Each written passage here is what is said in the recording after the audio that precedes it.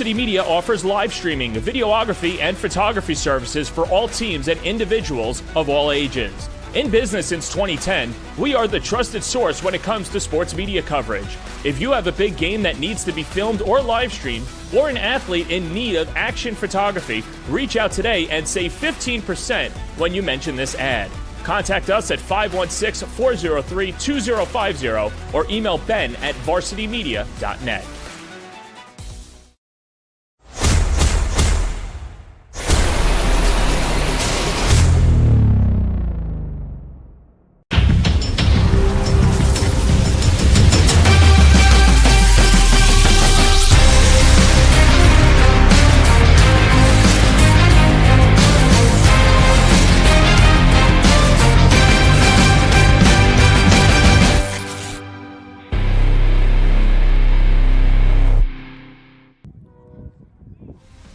Live from Matthew Walensky Memorial Field, it's Spring Break Lacrosse here at West Babylon Junior High School. The Eagles fly in 1-2 on the season, paced by a dominant start from junior attacker Thomas Rocco-Mendato, looking to rebound from a 10-9 loss to Eastport South Manor last time out. St. John the Baptist comes into this game feeling good about themselves, already halfway to last season's 6 wins, buoyed by 4 talented transfers from Long Island Lutheran. It's Cougars and Eagles right now on the Varsity Media Sports Network. I'm Gavin Shaw alongside my partner Dave Franklin, a former midfielder at Jericho High School, Emory, and for the Israeli national team. Dave, interesting game today, private versus public. It's a West Babylon team that, after nearly making the playoffs for the first time in a decade a year ago, a little bit of a frustrating start to the season. St. John the Baptist, I said in the open, they're feeling great about themselves, 3-2 on the year. Yep, West Babylon really wants to get on track to ultimately guide their way to the postseason later in the year. St. John the Baptist off to an auspiciously good start. Their roster is loaded with a lot of key transfers from Lehigh. And we'll take a look at one of those key transfers right now, and this is going to be a focal point in the game. The play of Jack Montagano, 92% on face-offs against Center Mariches. And to me, if St. John the Baptist can dominate in the circle, they have a chance to win this game. Yep, no question. In West Babylon's last game, we had Cameron Hovanek struggling a little bit. And this really is the strong point for St. John the Baptist. Jack Montagano, a longtime pupil of head coach Matt Schomburg, who, of course, is a face-off specialist and has a very strong background there. And when West Babylon, we've already said his name, but man, what a start to the season for number 34, Thomas Rocco-Mendato. Only a junior, 17 points, 9 goals, 8 assists in just 3 games. At 6'4", David, he's a physical presence. Yep, absolutely a versatile athlete. As you mentioned, a 3-year starter, has an athletic pedigree, also plays football and basketball for West Babylon. But again, this junior attackman is really primed and probably comes into this game with a lot of gusto to get the Eagles back to 500, a very dominant scorer and a threat from all angles. And then let's move on to the Cougars starting lineup. And this is, it's an interesting situation for Matt Schomburg, right? The way he described it to us is they have 2 different teams. One where their transfers from Long Island Lutheran get to play, one where they don't. Fortunately for Matt Schomburg, they're eligible to play against public school competition, and they litter this starting lineup. Absolutely. On the attack, we have Ryan Benasiski as well as Nicholas Lindberg, who both came over from Lehigh. We talked about Jack Montagano earlier, and again, those 3 key pieces in an out-of-league game like this should really play an important dynamic in this matchup. Ryan Krutis, the other transfer at that midfield spot. At defense, it's worth noting they are down their number 1 player in Pat Maloney, a 2-time captain, was out, got a season-ending injury in their opener against Glenn, so it's Max Bowers leading the way with Will Shaw in goal.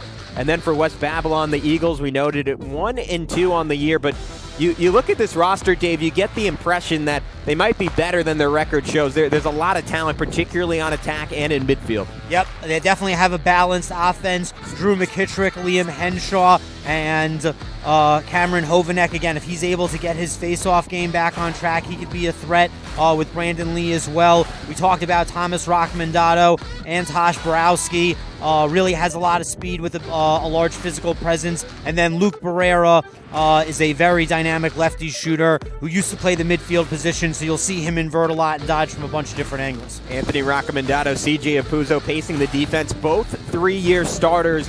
And then Vinny Nazzaro, we're going to talk more about him. Didn't play at all last season, but has gotten off to a good start this year at 15 saves against Calhoun, and he has an all-star coach. We'll get into that after the break here on the Varsity Media Sports Network.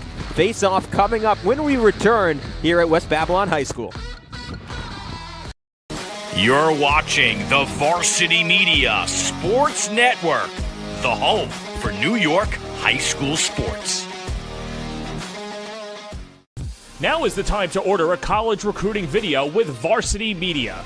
College recruiting videos can save thousands of dollars on college tuition and help land a spot on the team.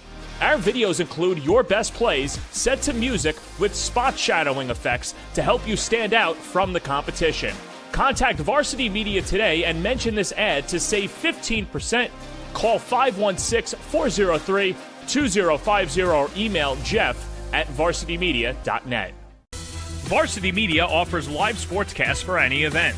Our productions include announcers, multiple camera angles, graphics, instant replay, and so much more. Hankinson getting it back.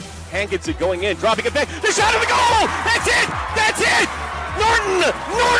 Pittsburgh, the Class A champions! If you want to enhance your event or make the experience better for your viewers, reach out to Varsity Media today and learn more about our live sportscast. Contact Varsity Media at 516-403-2050 or email ben@varsitymedia.net. Are you a local business looking to advertise? Well, Varsity Media is the perfect place for you. We offer affordable rates both inside our live stream broadcast and through our social media channels. With coverage all over Long Island targeting the 16 to 54 demographic, why not take advantage and advertise today? For pricing and inventory availability, contact us today at 516-403-2050 or email ben@varsitymedia.net. Varsity Media offers live streaming, videography, and photography services for all teams and individuals of all ages. In business since 2010, we are the trusted source when it comes to sports media coverage. If you have a big game that needs to be filmed or live streamed, or an athlete in need of action photography, reach out today and save 15% when you mention this ad. Contact us at 516-403-2050 or email ben@varsitymedia.net. You're watching the Varsity Media Sports Network, the home for New York high school sports. Now is the time to order a college recruiting video with Varsity Media. College recruiting videos can save thousands of dollars on college tuition and help land a spot on the team. Our videos include your best plays set to music with spot shadowing effects to help you stand out from the competition. Contact Varsity Media today and mention this ad to save 15%. Call 516-403-2050 or email jeff@varsitymedia.net. Varsity Media offers live sportscasts for any event. Our productions include announcers, multiple camera angles, graphics, and at varsitymedia.net. Are you a local business looking to advertise? Well, Varsity Media is the perfect place for you. We offer affordable rates both inside our live stream broadcast and through our social media channels. With coverage all over Long Island targeting the 16 to 54 demographic, why not take advantage and advertise today? For pricing and inventory availability, contact us today at 516-403-2050 or email ben@varsitymedia.net. Varsity Media offers live streaming, videography, and photography services for all teams and individuals of all ages. In business since 2010, we are the trusted source when it comes to sports media coverage. If you have a big game that needs to be filmed or live streamed, or an athlete in need of action photography, reach out today and save 15% when you mention this ad. Contact us at 516-403-2050 or email ben@varsitymedia.net. About to get going here at West Babylon Junior High School. Gavin Shaw here with you, and Dave, what are some final keys to this one as we get ready for the opening faceoff? I think that the face-off game is going to play a huge role in this game. As we said, as a team, West Babylon really struggled in their last game against Eastport South Manor. I think that Cameron Hovanek matching up with Jack Montagano should really be something to focus on right from the first whistle here. If St. John the Baptist is able to do what Eastport South Manor did, maintain possession, take the air out of the ball, and limit West Babylon's opportunity on offense, I think it could bode very well for the Cougars. You know, it gives you an idea how potent West Babylon's offense is, despite just winning 3 faceoffs in the game, still able to get to 9 goals. So they're explosive, and on my end of things, that I see that as a potential key. We talked to St. John the Baptist head coach Matt Schomburg. He mentioned they're playing that backer zone this year. Don't necessarily have the best personnel in terms of speed and athleticism quite yet defensively. So that's going to be something to watch against this talented attacking group of West Babylon. Yep, not necessarily traditional to see a consistent zone defense at this level of Long Island lacrosse, but it's just something that St. John's the Baptist has had to adapt to with their personnel, and we'll see how it shakes out against West Babylon on the road here. So here we go, Montagano against Cameron Hovanek. Hovanek in his first season starting, taking over for Blake Reese, who was one of the top talents for the Eagles a year ago. A slow start last game is Montagano able to bat it out, and that is something Matt Schomburg told us to watch, and one of the strengths for Montagano, that awareness, when to hit it out, when to try to win the ball himself. Yep, and a really good job there on the wing by Ryan Krutis to win that ground ball and get this possession going for the Cougars. As we alluded to in the open, Coach Schomburg is a real expert or sage, as you would say, when it comes to the face-off game. He played for Australia's national team. He was such a strong player. He got recruited to play here in the States for Adelphi University, and he's coached a lot of great players like Montagano. And that's a quick rip, courtesy of Ryan Banasiski. And the ground ball initially was chased down by Nick Lindbergh, batted out of play, and will stick with the Cougars. As we go through the St. John the Baptist offense, again, it's a whole bunch of those Long Island Lutheran transfers. And there's a shot and a goal, a quick one from Matt Rotolo to get the scoring started for St. John the Baptist. Great vision there by Ryan Krutis. Ultimately, Coach Sandoval is not going to be happy that Sean Russell was unable to bring in that ground ball and spark the transition the other way. St. John the Baptist off to a quick start, off the whistle. Krutis saw the skip pass all the way, and as you said, a really nice finish, really poised on the crease by Matthew Rotolo. He's gotten off to an excellent start this year. 7 points, 5 goals, 2 assists. And he's one of the guys for St. John the Baptist who was not a transfer, was in the school last season, so he's played in every single game this year. As that ball hit by Montagano took a long bounce before it's recovered by Thomas Roccomandato, and we get the opening possession for the Eagles offensive. Well, a good strategy there by West Babylon to goose that face-off down to their best player to scoop up the ground ball and get a very important possession and try to tie this one up, Gavin.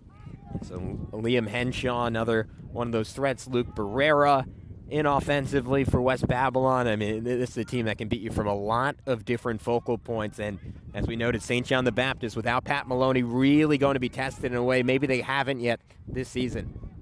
Maloney definitely a huge loss for the Cougars. Again, part of the reason why they're playing this zone defense now. West Babylon drawing a flag there, so they have a free possession before going into a man-up. But yeah, no question, Patrick Maloney, scheduled to play both football and lacrosse at Cortland, out with a big injury, and we'll see how West Babylon can exploit that. And a quick shot and a stop by Will Shaw, denying Luke Barrera a tying goal, but now the penalty will kick in for the Eagles. I think Garrett Luley knocked that shot down before it got to the goalie there, but yep, we have a delayed penalty. Looks like Jack Kiernan got called for a slash there, and again, a very important man up. You really want to see West Babylon get going here, and we'll see what Thomas Roccomandato is able to cook up. And this man-down defense, it's going to put a lot of pressure on Max Bowers, just a sophomore. He's become the dude now that Pat Maloney's out. A great athlete, potential D1 type of talent, wearing number 14 in red for St. John the Baptist. So see some patience from West Babylon. McKittrick moves it along to Lee. You see West Babylon starting to throw those skip passes back at St. John the Baptist. And a step down rip to tie up this ball game, put in by Liam Hemshaw, his 7th goal of the year. That's the response you want if you're Coach Sandoval, to tie this game up. Really strong ball movement with the extra man on the field. A little bit of give and go at the top of the zone, and as you said, a really nice step down shot from Liam Henshaw. Again, Henshaw is really known for his vision. Great at shooting for sure, but really strong at shooting on the run. But there we see his spot shooting abilities. But again, a soccer player for West Babylon, really strong on the dodge, versatile and a fast athlete. But we see what he was able to do there shooting from range. Yeah, guy Marcelo Sandoval said if he decides to commit to lacrosse full-time, just a junior, could have Division I upside. So crucial. Third face-off this time, Montagano wins it himself. West Babylon was called for a violation there. Didn't matter. Could have had a play-on situation to let St. John the Baptist possess that, but ref whistled it down, and the Cougars go back to work.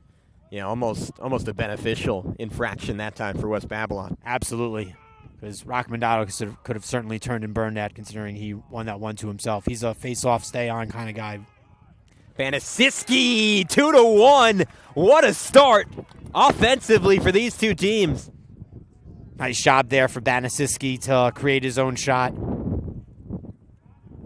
Very nice celebration there as well. Again, does a good job here of getting topside, shooting on the run toward the low corner, and again, a big celebration. Getting down on one. Have you seen that one, Dave? Was he sipping from the stick? I'm not necessarily. Maybe drinking from the Holy Grail. I'm not necessarily sure. That was a new one for me. But they're a Catholic school, so that would be good. Absolutely. Coming off of Easter, it's definitely possible. Okay, it's religious. Yeah. All right, got it. Okay, we'll go over that after the game with Ryan. That's his 10th goal of the season, so he's had plenty of time to work on celebrations as Montagano wins that face-off to himself. Now 3 for 4 on the game. Banasiski using that momentum, going right to the goal on the alley. Bullying it in, bouncing it home. A second goal in less than 10 seconds for Ryan Banasiski, taking over here at West Babylon High School. Well, it didn't take us long to see another celebration of his. That was a little bit more modest. But, yeah, again, St. John the Baptist wanting to play fast here. Rockmondado won the face-off to himself, and again, right off of scoring a goal, Banasiski wastes no time, dodging the alley, getting position, and placing a really nice bounce shot there past Vinny Nazaro. And man, talking to Matt Schomburg last week, he really talked up Ryan Banasiski. 5'8", transfer from Long Island Lutheran, their fastest player, their best dodger. Described him as explosive. You saw it on that play. And another win for Montagano as these Lehigh transfers dominating this ball game so far for the Cougars. Well, an important turnover there for West Babylon as Banasiski not able to turn that in.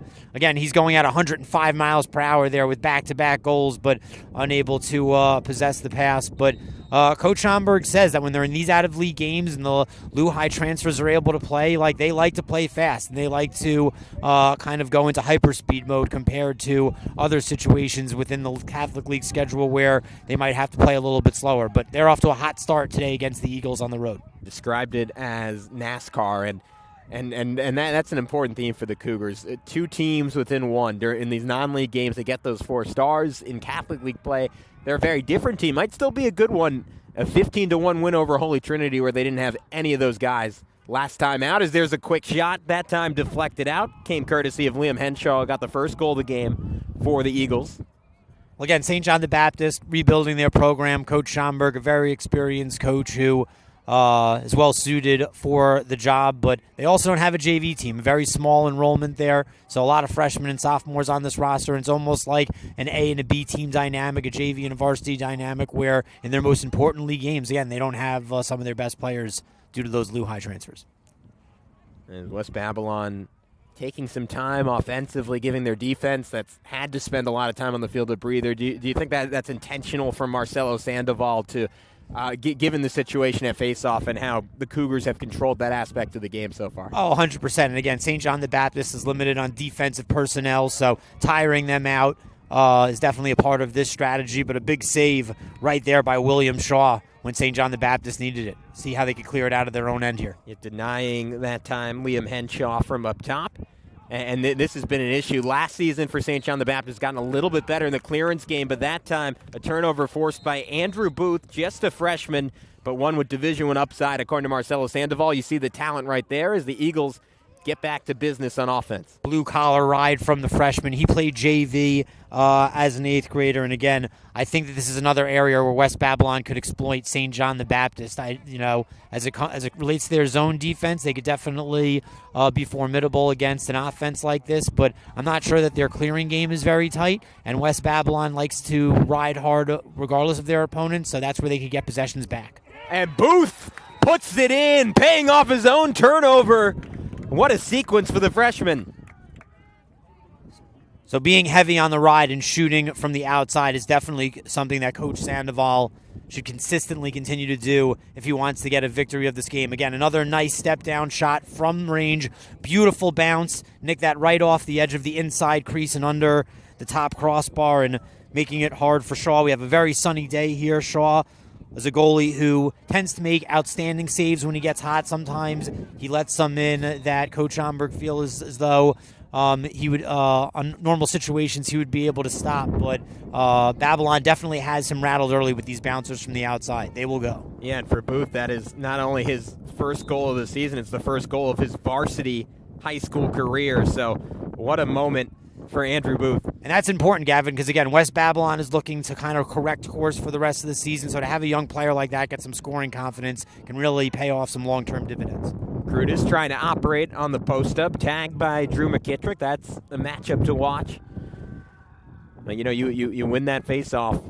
You don't have to deal with the ride. Obviously, you want to be able to beat the ride at points because that means you're getting stops. As there's a running turnaround shot that time. Nick Lindberg getting in on the action, his 11th goal of the season. Nice to see Nick Lindberg get on the score sheet. It's interesting. Ryan Banasiski and Nick Lindberg are actually very similar players. The only difference between them is Banasiski's a lefty and Lindberg's a righty. So similar to the way that Banasiski scored his first goal, Lindberg's goal there is more or less a carbon copy. Again, getting topside, looking away from the goal as he created separation with his hands and really just torched that one top shelf. Nick Lindberg bring a little bit more size than Banasiski, 5'11", the hardest shot on the team, the most accurate shot on the team is Montagano, able to bat it back and a racing scoop that time for St. John the Baptist from Sean McCauley. And that's going to be a push from behind with possession on Roccomandato there, who, upon winning the face-off, referee called release. Attackman was out of the restraining box.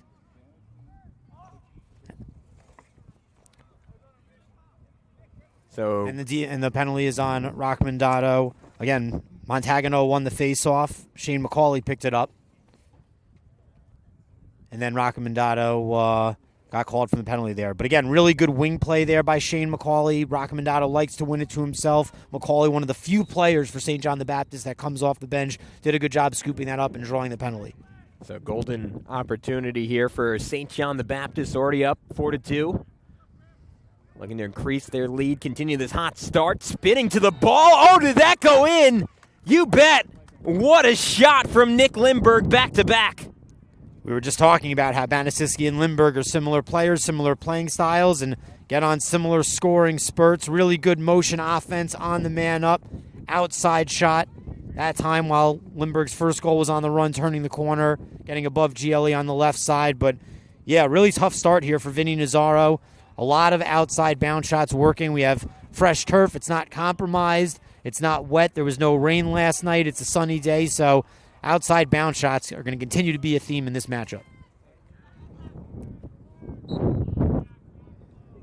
Montagano wins yet another face-off, and that was a quick shot that time from Nick Lindberg. Usually you're looking for something slightly more open in a man-up situation, but Lindberg well aware of his own ability as he continues to flash it here. Good job by Lindberg there to keep possession of the ball, tiptoeing the sideline as West Babylon was applying pressure. That's not a good probability shot. Just didn't seem to have much of an angle on GLE. Yeah, he was going for the natural hat trick and trying to pierce the corner. But, again, good job by St. John the Baptist to back that up. Still a solid possession shot, and the Cougars will go back to work. But, yeah, Nazzaro really needs to see his first solid piece of rubber and get going. And Nazaro, he is getting some ace coaching this year. We're operating under the guidance of Sean Scanoni, one of the best goalies in the world right now, playing for Chrome in the PLL. For my money, the best goalie in the professional ranks. Was an outstanding player at UMass. Bounced around the pro circuit before the PLL days in the MLL and really never secured a solid starting spot. Got some playing time with the Florida launch, but yeah, now that he's won the job at the Chrome, for my money, he's the best goalie in the PLL. Lindbergh gets those hands free again and has that hat trick. An overwhelming start for St. John the Baptist. 6-2 is the lead now for the Cougars. Yeah, Sean Russell really needs to buckle down playing the left side there. Again, he ultimately gets the natural hat trick there. Lindbergh, almost a carbon copy of his first goal. Yeah, just way too easy. Ultimately, it was not Russell, but Anthony Rockmandato who got beat off of the dodge there. So, again, they're going to really need to see, the Eagles are really going to need to seal GLE on both sides, disrupt Banasiski and Lindbergh, or otherwise St. John the Baptist is going to continue to dominate on the offensive end with that strategy. And what a start to the season for Nick Lindbergh now. 13 goals in just a game and a quarter as Hovanek puts in some work, and West Babylon finally gets the ball back down by 4. He drew the obstruction there on the trip on Roccomandato, so McKittrick here will go to work. McKittrick, a senior midfielder, running back in the safety for the West Babylon team. He'll go on to continue his collegiate career at Brockport as a football player as he plays out his last lacrosse season here at West Babylon. Antosh Borowski had that ball chopped away. That was an excellent job by Will Shaw coming out of the net with no defender in the vicinity. Yep, no question. Some of the best, smallest, nitty-gritty goaltenders are able to do that. Telegraph passes, get their stick in the lane, cause interceptions. And again, Will Shaw, a junior goalie, really showing some good paws here so far. Yeah, and it's a gutsy play, right? Because you missed that. That's an easy goal. And that time on the turnaround, it was Brandon Lee. Was a starter on attack the last 3 years. And they moved him back to the midfield. But up right now, trying to get this lead back to 4. Or back to 3, excuse me. Antosh Borowski, a lot of size. Number 28 on the pass. The shot missed that time by McKittrick. Another good save that time by Will Shaw. Excuse me, McKittrick on the shot. Shaw trying to bat it out. Shaw, man, he is risking it all far outside the cage. Now recovering, but smart gamble. Hit up into the air by Montagano and now taken by Brandon Lee. Lee outside, shot that time, missed from Henshaw, and going to be St. John the Baptist ball, chasing it down, James Koromillis. Great job by the long stick midi to be in possession there behind the net to possess that. That ball was up for grabs for a while. St. John the Baptist has to do a better job of clearing things out when their keeper is trying to bring it in. And again, we'll see how the Eagles' ride comes into play here. We talked about that being important for them, but it seems like the Cougars beat it within the feet of Ryan Krutis. Yeah, Liam Henshaw had that ball out, but Krutis, a nice job to recover and then use his speed to get up the field. That is certainly a strength of his, running down the alley. And this is a St. John the Baptist team as they put in another goal. You can't even get out a sentence. Ryan Banasiski, his third. So 2 different Cougars now with a hat trick apiece. 7 goals in under 10 minutes for St. John the Baptist. 2 similar players who operate from different ends of the fields. Banasiski does a good job there, ultimately giving a little bit of a pause on the delayed pass, and then cuts inside to get position on his defender and finishes that pass. Vinny Nazaro, who again really hasn't had his first solid save yet in this contest. Banasiski, like Nick Lindbergh, getting some low-level Division I interest, more likely to end up D2, D3. Both those guys very academically driven, and again, just game changers for Matt Schomburg, who coached Jack Montagano for a long time. Jack Montagano mentioned that he was thinking of potentially leaving, and it ended up being a quartet of Long Island Lutheran Crusaders joining this Cougars program. And Dave, we've talked about it a lot, but I don't think you can talk about it enough, the difference those 4 have made on this team that was just 6-11 a season ago. Yeah, again, fortunate situation where Montagano was being instructed privately by Coach Schomburg, and then ultimately when he came to realize that these 3 or 4 particular families were thinking about making a transfer. He did a good job to escalate the situation, and again, really has this Cougars program operating on a different level. So now Henry Bogosh into the game, number 19 in red and white. Banasiski waiting for a cutter. That's a big emphasis of this offense. It's a lot of picks. It's a lot of off-ball movement. When they've executed this year, Matt Schaumburg said they've been getting layups over and over and over again. We've seen plenty of them in this ballgame. Matthew Bertolo scored the first goal of the game. He's a capable crease attackman who gets some of those easy buckets on the inside. And again, these are the sorts of things that St. John the Baptist has to limit, but McKittrick, a little bit over-aggressive there, draws the push call, and St. John the Baptist will continue to possess. But again, it's little things like that where St. John the Baptist just can't afford to potentially even have a turnover there. As they're getting into their groove, they're up by 5 goals in the first quarter. They're scoring fast, so they just really need to not make dumb mistakes when they're trying to milk out long possessions and get the rest of their offensive set going, just like that. As that ball missed and then nearly thrown away by James Quinn. It is thrown away by James Quinn, so that's a big stop for West Babylon. That time, not even allowing a shot to be dealt with by Vinny Nazaro. Yeah, just exactly what I was talking about. Good job by Drew McKittrick and C.J. Apuso to really kind of attack that situation like sharks and draw the turnover as McKittrick takes it end to end here. And obviously down 5 goals, minute left in the first quarter. There has to be that sense of desperation defensively and on offense, but that's a big-time stop by Will Shaw. Great no-look pass by Roccomandato. Solid high-to-high shot by McKittrick. Shaw really tracked that well. He dropped his body but kept his stick high and made a really, really good save there. And allow the Cougars, if they want to slow things down for a moment, to have potentially the final possession of this first quarter. It's been an overwhelming one for St. John the Baptist. Watch out for Banasiski to slow this down and then dodge when he gets to his spot. He might be playing a little bit of baiting there with Nick Serrano. 25 seconds to go in the first. Banasiski dancing on Serrano. Banasiski throws a pump, now a shot, and it's in. 4 goals in the opening quarter for Ryan Banasiski, the junior out of Deer Park. And an 8-2 lead for St. John the Baptist. Chris Graham's got to do a better job of sliding there. He had good recognition. He had his head on a swivel. But again, when you see Banasiski turn on the Hyperjets, the slide comes, but he's approaching him low. He's going for the stick. You have to slide to collide and be aggressive there. So, again, could have assumed that the shifty left-handed attackman was going to the goal. He was ready for the slide, but he just approached it the wrong way. Now you're trying to mount the big comeback if you're West Babylon, but such a struggle when you're not winning at face-off. And Montagano, again, this time chopping it back to his long stick, and James Coromillis. Final 10 seconds of the quarter. Will Shaw would do well just to be conservative, ensure they hold on to this ball. Coromillis will do just that. And after 12 minutes of play, an overwhelming start for St. John the Baptist. They combined 7 goals for Nick Limberg and Ryan Banasiski. And here's one of them, Banasiski, the pump, the shot, putting it in. 8-2 Cougars when we return on the Varsity Media Sports Network.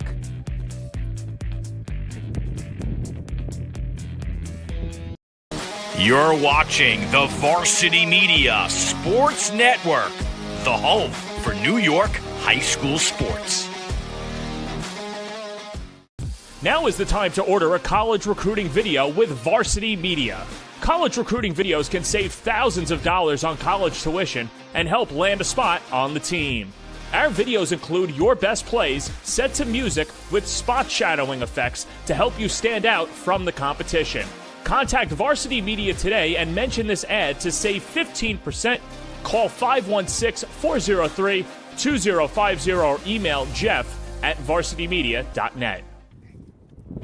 Second quarter about to get underway. It's 8-2 lead for St. John the Baptist over West Babylon. If you're just joining us, and a reminder to subscribe on youtube.com/varsity media, and also follow us on all forms of social media, whether that's Twitter, Instagram, or Facebook. So Dave Franklin, not the start we expected. We thought it was going to be competitive opening quarter. Instead, all St. John the Baptist and just the talent of both Nick Lindberg, Ryan Banasiski, and, of course, Jack Montagano on faceoff really flashing. Yeah, absolutely. These Lou High transfers really do bring this Cougars program to a new level. Montagano is winning the faceoffs. Lindberg and Banasiski are attacking from both ends. It's been really impressive to see. They've been able to draw out possessions. And, again, there's ultimately versatility in the way that Montagano is winning these faceoffs. Yes, most often he's winning them to himself, but we've seen James Coromillis pick up a ground ball on the wing. We've seen Shane McCauley pick up a ground ball on the wing. So he's really able to throw a lot of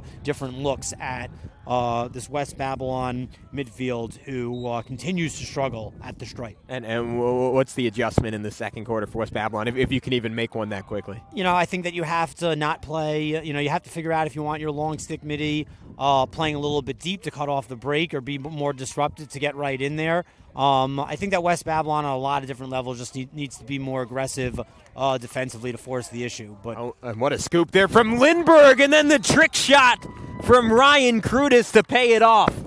And in that situation, they were over-aggressive, trying to chase down the ground ball, and St. John the Baptist was in good position to get the loose ball, and a really fancy finish there by Lindberg. You see, it's bouncing around. West Babylon, their poles have just been struggling to get the ball off the carpet today. Lindberg scoops that up, and Ryan Crudis is able to finish that one behind the back.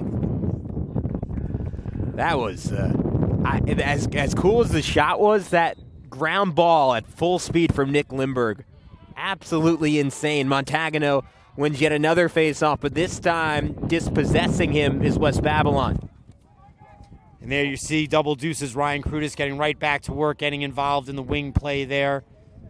Again, that was a beautiful behind-the-back goal, and that number 22 jersey looked a little bit like Casey Powell. But as you said, right place, right time for Nicholas Lindberg to pick up that ground ball at full speed. And because West Babylon was pressing so much on the exterior trying to get that ground ball, it was pretty much a 3-on-0 there, leaving Vinny Nazaro pretty vulnerable. And all started with just a great pass up the field by Will Shaw. That was an aspect of his game that has really improved, making much better decisions on the clear, even when they are ambitious ones. So far, another decent possession here for St. John the Baptist, and that's a good first save by Nazaro. Tracked that one well from the outside. We've seen a lot of back-to-back goals from this Cougars roster, and Lindberg was trying to get a deuce there, but Nazaro did a good job of tracking that low, staying on top of that ball, and getting West Babylon a really important possession here. Yeah, Liam Henshaw, that one-man clear, and a couple fakes, and the quick put in that time by the big man, Antosh Borowski, 6'3", 245, also one of the best offensive linemen in Suffolk County, and absolutely able to leverage that physicality on the lacrosse field. Again, an unusual amount of speed for someone his size. West Babylon did a good job of swinging the rock. Borowski actually caught that as he was stepping up above GLE. Kind of seemed like he wasn't sure if he had it fully corralled as he was getting ready to shoot, but he is able to keep the ball in his cross, turns and fires that low to get an important goal for West Babylon here in the second quarter. In West Babylon, you were wondering, are they going to try to be a little bit more meticulous on offense, slow down St. John the Baptist, but down by 7, even early in the game, you don't necessarily have that luxury anymore as the Cougars, again, gain possession. And then you see one of these adjustments there, Nick Serrano. Again, a Swiss Army knife for the defensive unit for the Eagles, can play short stick and long stick midi. And you see Coach Sandoval put him in there for the face-off to try to be disruptive on on Montagano, but it just doesn't work at all. Montagano, again, he's been working with Matt Schomburg for 7-8 years now, as Nazaro able to bat that ball up, denying a point-blank attempt from Lindberg. And what Matt Schomburg really emphasized to us was Montagano's IQ in that circle. Not only does he have excellent technique, but just a great awareness, again, of when to try to push it back to himself and when to try to knock it out to the wings. The way he phrased it was he has great exit strategies. That's exactly the word that I was going to use. That's a very important part of the face-off game, not just winning the clamp, but what you're going to do after it. And we talked about how St. John, like the next thing for this program from an offensive perspective to really make them more complete and competitive is just limiting turnovers just like that one. sometimes they move a little bit too fast and they're unable to bring in easy passes, and it creates 50-50 situations like this. Yeah, nice work defensively, though. Able to turn this into a ground ball. Then the scoop that time by Drew McKittrick, and a timeout taken by Marcelo Sandoval. So we will take one as well. A 9-3 lead for St. John the Baptist, little under 3 minutes into the second quarter. You're watching the Varsity Media Sports Network, the home for New York high school sports. Are you a local business looking to advertise? Well, Varsity Media is the perfect place for you. We offer affordable rates both inside our live stream broadcast and through our social media channels. With coverage all over Long Island targeting the 16 to 54 demographic, why not take advantage and advertise today? For pricing and inventory availability, contact us today at 516-403-2050 or email ben@varsitymedia.net.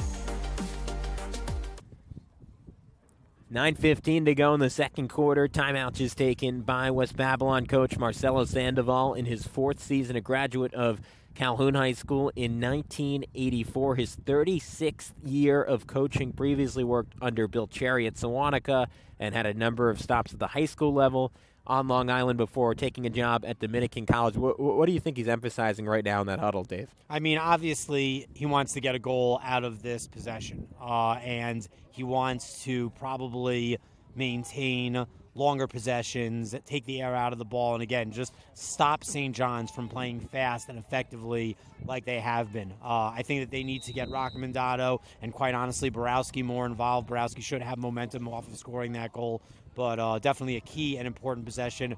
Probably drew up a nice play here in order to get within 5. Henshaw rotates the ball back to Lee, as we are seeing that patience and now that play call, and it got a golden look for Antosh Borowski, not able to put it home, but he's backed up by Luke Barrera.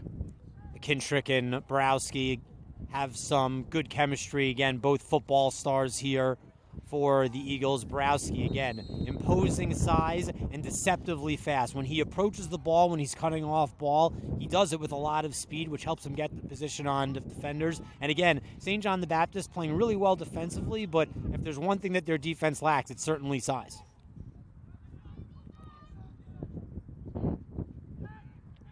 Quick ball movement, quick shot, and it's wide that time from Henshaw, who got the first goal of this game. Good job on the backup by Borowski. So I think that's one of the things that Coach Sandoval probably stressed in the huddle. If we miss the shot, we need to have the backup every time. Cormillis had a huge turnover when he was able to beat the Eagles to the line earlier in the game, and you have to imagine Coach Sandoval doesn't want to see that happen again. Windy morning here at West Babylon Junior High School. Spring break for both schools. That's why you're getting the nice and early game, as that's a big-time snatch out of the air by Will Shaw, denying the shot from Brandon Lee. And again, here's a failed clearing attempt by St. John the Baptist, and here comes Roccomandato. He's been awfully quiet coming into this game. Again, 17 points, 9 goals, 8 assists, leading this Eagles team in both, as he's tracked here by Jack Kiernan. I was optimistic St. John the Baptist would have a good clear there, as another good back-to-back save by Will Shaw. Something that Coach Schomburg told us is, again, sometimes Shaw makes saves that he shouldn't, where he ultimately sprawls point blank and makes a highlight sort of play. And then there are some situations where he should make the save and he struggles. St. John the Baptist is going to be man up as they push the agenda on the crease. Looks like it's going to be a slashing call on the ride. Again, we spoke about how I thought that West Babylon should be aggressive on the ride in order to try to swing momentum back their way, but it looks like McKittrick might serve some time here for a slash. Absolutely. And St. John the Baptist will have a man up with 7:16 left. We'll see what Coach Schomburg draws up. We haven't said Matthew Rotolo's name in a while. With an extra man opportunity, there might be some openings on the crease, and I've seen Schomburg stack the crease in these man-up sets with Rotolo and Ryan Crudis. We've seen Ryan Crudis score goals right there on the doorstep in this contest. Yeah, I'm going to flip back to that last position. Let me know if you disagree with this, but I felt that shot a little quick from Drew McKittrick outside, had decent coverage on him, and again, it's that tough balance, right? Because you have that urgency, you're down by 6 goals, but you also want to keep the ball away from the St. John the Baptist offense and get a high-quality look. Yeah, absolutely. You just don't want Shaw to get hot. Again, this is a goalie that might not have the most experience, sometimes lets in easy shots. West Babylon did have success scoring from the outside, but again, in a possession like that, a little bit rushed. Shaw made a nice save there and then able to effectively clear and draw this penalty. And St. John the Baptist they're showing some patience right now. Not for long. Nick Lindberg back at it. Goal number 4. And the lead back to 7 for the Cougars. So there's a lot of inside movement in the Cougars' offensive man-up sets, and ultimately it's really distracting the West Babylon defenders and creating room for Lindberg and Banasiski operate from the outside. This is not the first time we've seen St. John the Baptist score on a man-up, where it's just a simple back-and-forth exchange from the wing attackman to the point midfielder. They look back and forth, the defense is paying attention to the chaos inside, and Lindberg is able to get his hands free from the wing with a man-up situation. And again, Nazzaro's off to a rough start. 10 goals, 6 minutes left in the second quarter. It might be time for Coach Sandoval to consider making a change there, because at this rate, you really don't want to leave your keeper in there to leave in 20-plus goals. And this is an offense for St. John the Baptist. Even last year, as Lindberg tries to do it himself, easy money that time. Up the field and in from point-blank range. And look, you can, obviously, Vinny Nazzaro not having a good game, but that time, I mean, Lindberg got right there. Yeah. I mean, at the end of this game, I don't care what the statistics say. Rock Mandato is going to be the MVP, but Lindberg is certainly the shooting star. Banasiski got off to a hot start, and then Lindberg has really taken the lead. Again, he scores off the dodge. He could score off the wing and the man up. He could, he could get gritty and score in uneven situations off of ground balls, and it's causing a lot of chaos for the Eagles' defense. Yeah, but to your point, Jack Montagano has been dominant in that circle. I think losing just once, maybe twice so far in this game. He was 92% against Santa Mariches. It's a similar performance this morning. Yeah, and ultimately putting Serrano in there as the long stick taking the face-offs, it really hasn't phased him at all. Serrano has to do a better job of using the leverage of that long stick to get on Montagano's hands on the clamp, and he's just not doing that. Ryan Banasiski straight in, another one for St. John the Baptist. He is 5 now. It's unbelievable how Banasiski and Lindberg are so effective dodging off of GLE, looking away as they shoot, creating separation, and really deceiving the goalie. They also do an excellent job of timing their shots where they use their defenseman as a screen, which is really throwing Nazzaro off in this contest. Banasiski, a lefty, and what Matt Schomburg emphasizes about both him and Nick Lindberg is right. They're speedy, they're strong, they're skilled. The number one quality he loves in those guys is their toughness. Absolutely. Blue-collar players in a white-collar atmosphere at the private school level. But again, they like to play fast. I don't think they're going to slow down. They don't have a lot of personnel off the bench, and here comes Lindberg. Passed it off late, and that shot was from point-blank range, missed that time by Matt Rotolo. And ultimately, there is a change for West Babylon as Brandon Avadi has come into goal, and Nazzaro takes a seat. And I want you to explain what you were getting at more, Dave. I mean, even if you think Vinny Nazzaro is still the better option for the rest of this game, there's a psychological component where you want to protect your young goalie, yeah, right? Absolutely. I mean, you just don't want to leave him in there out to dry. He's a developing first-year starter. Again, he's a senior that they're going to need to rely on later in the season. There's just no reason to blow up his GAA. I'm sure that Coach Ciccone is going to have a long talk with him on the sideline and after this game to try to rebring in his focus. As that time, it was Banasiski looking for goal number 6, firing quickly, and to your point earlier, I mean, not too many guys you'd rather be able to go to, not just on Long Island, but on planet Earth than Sean Scanoni on that sideline. I mean, someone who's experienced at the highest level, I'm sure, despite, again, how incredibly good he is now at times in his career, had his struggles, and understands that psychological component, right, as a goaltender. I mean, just having that short memory. Yeah, absolutely. And again, Aviati here is off to a decent start. Again, he made that point-blank save at his first opportunity. He forced a wide shot there and was able to win that to the goal line. But yeah, absolutely, Sean Ciccone is the kind of guy that you want in these situations. Senior goalie who's developing, trying to find his feet at the varsity level, gets off to a rough start. Within the early stages of the second half, you're able to go into a sophomore keeper who has less pressure in the situation, make a few big saves, get his confidence going. But ultimately, the dynamics that both of goalkeepers play for West Babylon are important here. Again, you want the sophomore to develop, get experience, hopefully see more rubber, have a decent performance, and have positives coming out of this game. But ultimately, you really want to bring in Nazaro. He is your senior leader. He's who you need to depend on in order to get to the postseason. So figuring out where his trajectory goes, rebounding off of this game, is an important task for Coach Ciccone to handle. And an exciting week, an exciting couple weeks of lacrosse coming up on the Varsity Media Sports Network. Garden City, Cold Spring Harbor, two of the best defending state champions on Long Island. And then the following game might be an even better one. Darien, powerhouse out of Connecticut, taking on Manhasset, also defending state champion. Farmingdale Southside, North Shore Herricks, Port Washington coming off a Nassau County crown. They'll play Cold Spring Harbor on April 13th. And then one of the best rivalries on Long Island, Syosset and Massapequa. I don't know, Dave, is there one game in there you're looking forward to watching on our airways? I mean, I'm a big Class A guy, so Syosset, Massapequa, that in-conference matchup definitely sticks out to me.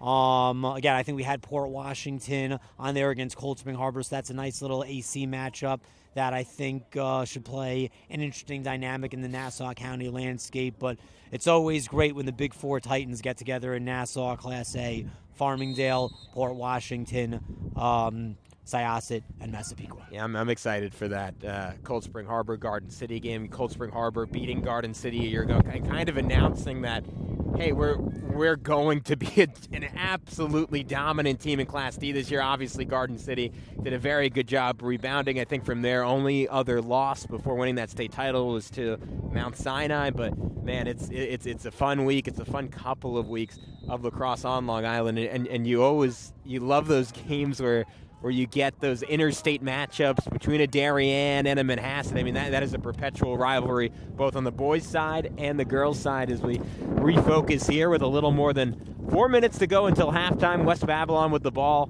Crucial offensive possession, down by 9. Second time in a row that West Babylon is able to get the ball back, winning the race to the end line off of a failed shooting attempt. St. John the Baptist needs to kind of refocus there and make sure that they have that backup to make sure that they're not giving West Babylon easy possessions. Roccomandato. But again, encouraging start for Oviati here in goal, the sophomore keeper for West Babylon.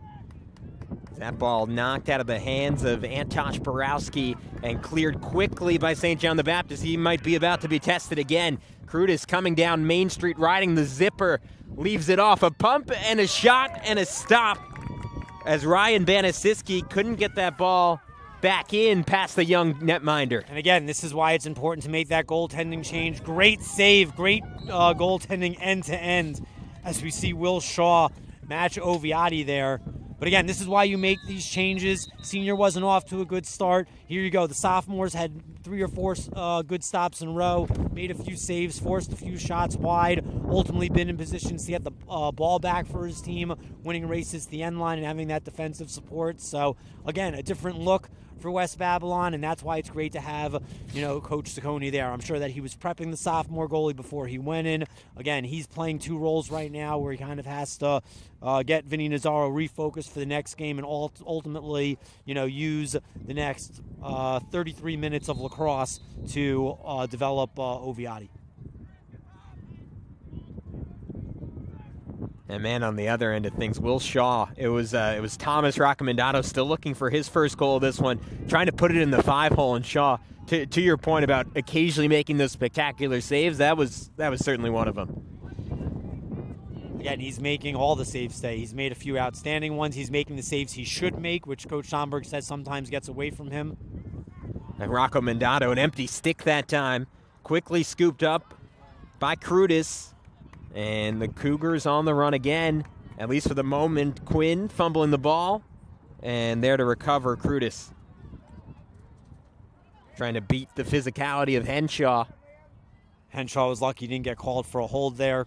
Good job by Krutis to possess, and a great look. That's going to be on the outside of the goal. Racing in was Shane McCauley, but unable to hit. Looked like it went in for about half a second there, and that'll make for an easy clear for West Babylon. Uncovered right now, it's Brandon Lee coming right in, but off the mark, looking for Antosh Borowski right at that goal mouth. That's one that West Babylon really needs to capitalize on. Again, St. John the Baptist has limited numbers. These guys are tired. They're playing from both ends, and they're playing fast offensively. That was a situation where they had a wide open clear as Brandon Lee was able to force the situation. They just have to connect with Borowski on the crease to put that one in the net. Yeah, I'm with you. You got to imagine Marcelo Sandoval just rubbing his forehead after that miss. As Max Bowers, the defender, had an assist last time out against Holy Trinity, he makes his way up the field. Max Bowers and James Coromillis, very capable ball carriers with the long stick, as you see them exchange here.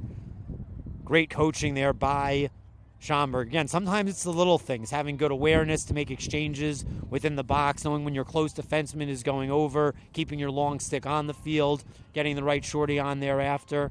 Really impressed with what Coach Schomburg is doing with these Cougars. Quick take from Lindbergh, well defended that time by C.J. Apuzzo.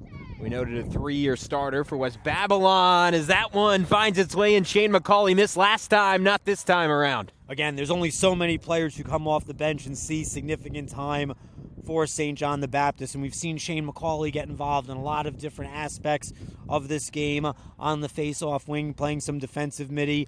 Again, we saw him miss a shot earlier and sting the ball off the outside of the net, but that time he connects on a high bouncer and gets the first goal past Oviati. So, again, you have that sophomore goaltender in there now getting off to a hot start, gaining confidence. You really need to pierce one past him and break the seal if you want to continue the scoring momentum that they're having. They're on pace for 26 goals right now.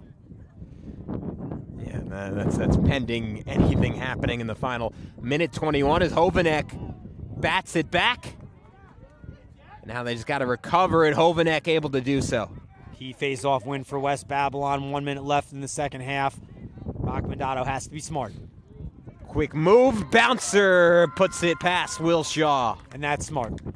Taking advantage of the situation, seeing the field, knowing that you have space underneath, knowing that you have a size matchup on your defender, getting position, and then bouncing that through the legs on William Shaw, who, again, has been making a lot of good saves. But that's a big size difference. Rachmandato had the option of dunking it over Shaw's head or putting it low, and he did made the right decision there in order to get an important goal with 1:03. And that's tough if you're a goalie, right? You see 6'4" monster bearing down on you, and then he goes low with it. That's a little tricky. Yeah, which just shows the versatility as it relates to what Rachmandato is able to do to score the ball. Yeah, 10th goal on the season, 18th point on the year. I mean, he's been quiet today, but make no mistakes, he is one of the better attackmen in Suffolk County. Just a junior, someone to watch going forward for sure. Pinch and pop Rachmandato getting back to what he's doing, and now St. John the Baptist getting deeper into their benches. Patrick Sullivan, the junior midfielder, now getting some playing time. And a timeout taken by St. John the Baptist, so we'll step aside as well. 52 seconds to go in the half. It's all Cougars here on the Varsity Media Sports Network. You're watching the Varsity Media Sports Network, the home for New York high school sports. Varsity Media offers live sportscasts for any event. Our productions include announcers, multiple camera angles, graphics, instant replay, and so much more. Hankinson getting it back. Hankinson going in, dropping it back. The shot of the goal! That's it! That's it! Norton! Pittsburgh, the Class A champions! If you want to enhance your event or make the experience better for your viewers, reach out to Varsity Media today and learn more about our live sportscast. Contact Varsity Media at 516-403-2050 or email ben@varsitymedia.net. 52 seconds to go till halftime. A 13-4 lead for St. John the Baptist over West Babylon. Somewhat of a shocking result because St. John the Baptist, obviously, you look at the record, a 3-2 start, 3-1 in the games that all their stars have played in this year. And then for West Babylon, look, they lost some games. That 16-6 loss to Calhoun stands out. But, Dave, I don't think either of us expected this coming into the morning. No, not necessarily. I mean, we thought that face-offs would be an important dynamic. Again, West Babylon is coming off of a rough outing there. We know that Montagano is obviously outstanding in that particular position, but I thought it'd be a more evenly matched game. I thought that West Babylon's defense and defensive midfielders would cause a lot more turnovers in order to keep them in this game. So I think that St. John the Baptist is just doing an impressive job of maintaining offensive possessions and working the clear really effectively as they go deeper into the bench once again.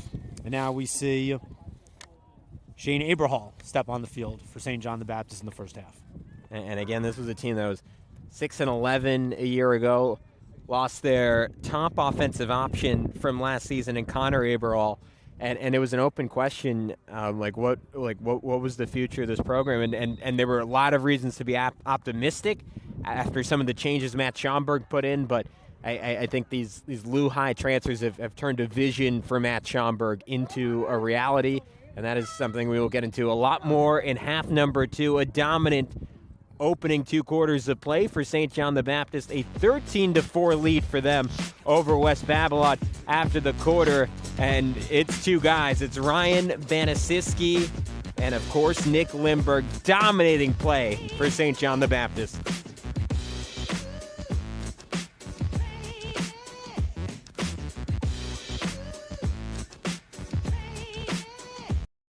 You're watching the Varsity Media Sports Network, the home for New York high school sports.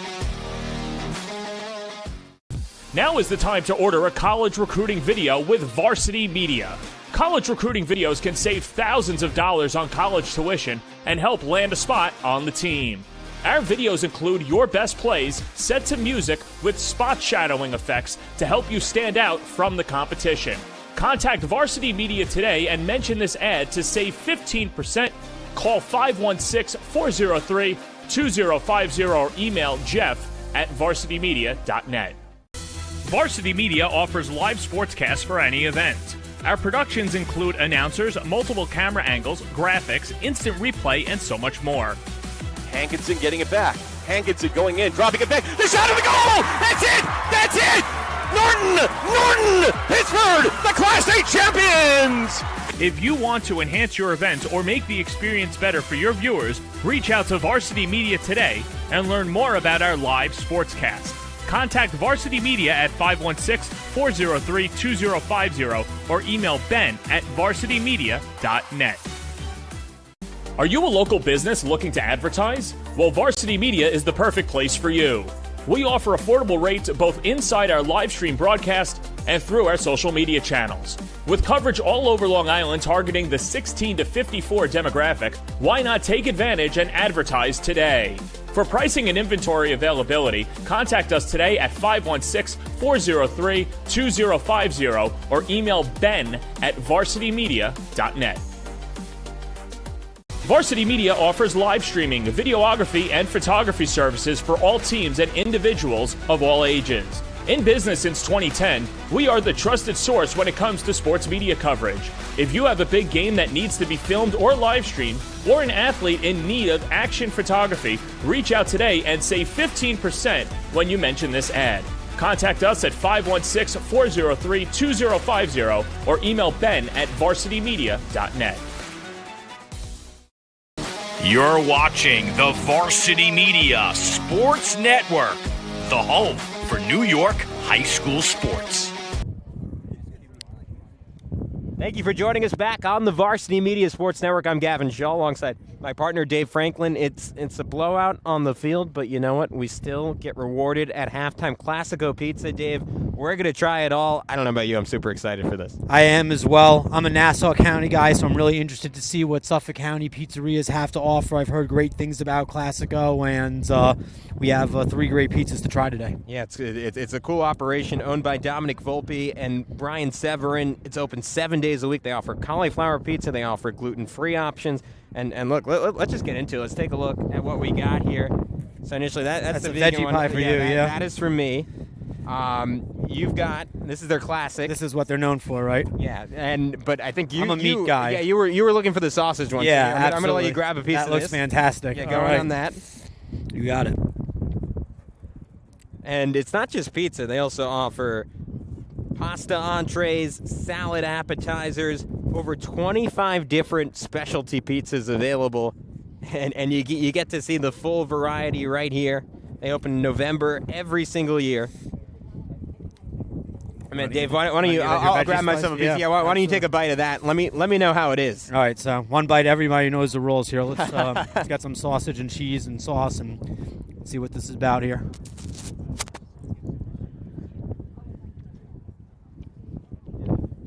Yeah, that is succulent.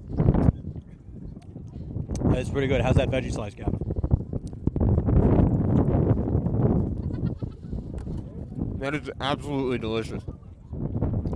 So the crust is the first thing that stands out, right? Now, that's what you look for in a good pizza. Yeah, it's solid. Even a vegan knows that. You look for the crust more than anything, and that crisp on the initial bite. You can hear it if you're at home right now. The sauce is good. The sausage is succulent. I mean, it's everything you want in classic New York Long Island pizza. I mean, it's a solid 9 for me. All right, I think we're gonna have to step aside because we're gonna have to do our best to polish these off before the second half gets underway. But do yourself a favor, head down to Classico Pizza. It is as good as it gets in a place that's known for great pizza. You're watching the Varsity Media Sports Network, the home for New York high school sports. Now is the time to order a college recruiting video with Varsity Media. College recruiting videos can save thousands of dollars on college tuition and help land a spot on the team. Our videos include your best plays set to music with spot shadowing effects to help you stand out from the competition. Contact Varsity Media today and mention this ad to save 15%. Call 516-403-2050 or email jeff@varsitymedia.net. Varsity Media offers live sportscasts for any event. Our productions include announcers, multiple camera angles, graphics, instant replay, and so much more. Hankinson getting it back. Hankinson going in, dropping it back. The shot of the goal! That's it! That's it! Norton! Pittsburgh, the Class A champions! If you want to enhance your event or make the experience better for your viewers, reach out to Varsity Media today and learn more about our live sportscast. Contact Varsity Media at 516-403-2050 or email ben@varsitymedia.net. Are you a local business looking to advertise? Well, Varsity Media is the perfect place for you. We offer affordable rates both inside our live stream broadcast and through our social media channels. With coverage all over Long Island targeting the 16 to 54 demographic, why not take advantage and advertise today? For pricing and inventory availability, contact us today at 516-403-2050 or email ben@varsitymedia.net. Varsity Media offers live streaming, videography, and photography services for all teams and individuals of all ages. In business since 2010, we are the trusted source when it comes to sports media coverage. If you have a big game that needs to be filmed or live streamed, or an athlete in Second half about to get underway here at West Babylon. 13-4 lead after 2 quarters of play. Gavin Shaw alongside Dave Franklin. We hope if you stuck with us for halftime, you enjoyed that review of Classico Pizza. Man, that that blew my mind. That was so good. Much like the St. John the Baptist offense, Dave, to start that first half. Yeah, spicy, right? There you go. Yeah. Good word.